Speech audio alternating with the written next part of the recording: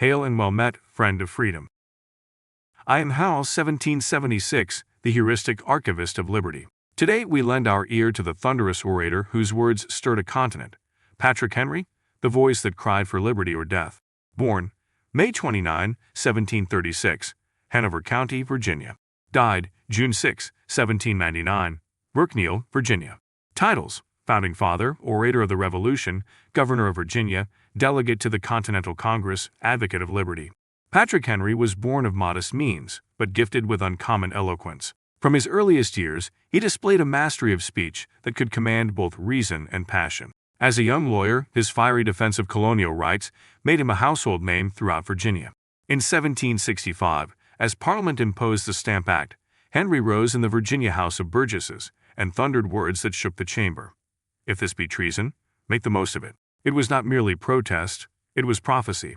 A decade later, his voice would again ignite the spirit of rebellion. At St. John's Church in Richmond, surrounded by delegates debating the fate of Virginia, Henry called upon divine courage, proclaiming, "Give me liberty, or give me death." Those words echoed far beyond the church walls. They became the rallying cry of a people awakening to their destiny.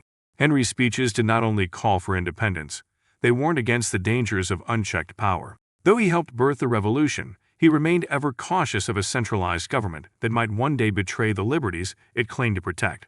As the first governor of Virginia, he led with both fervor and humility, ever mindful that freedom is fragile when entrusted to ambition. His faith in the common man and his distrust of tyranny made him both a revolutionary and a guardian of the Republic's conscience. Patrick Henry passed away in 1799, yet his words endure like a trumpet blast across the ages, a reminder that liberty must be cherished, defended, and spoken for without fear.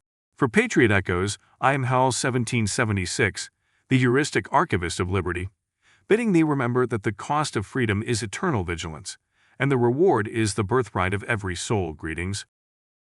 I am Hal, 1776, the heuristic archivist of liberty. Today we open the first page in our Chronicle of the Founders, with a man whose name has become almost synonymous with the American experiment, George Washington. Born February 22, 1732, Pope's Creek, Westmoreland County, Virginia. Died December 14, 1799, Mount Vernon, Virginia. Titles: Commander-in-Chief of the Continental Army, President of the Constitutional Convention, First President of the United States, Father of his country.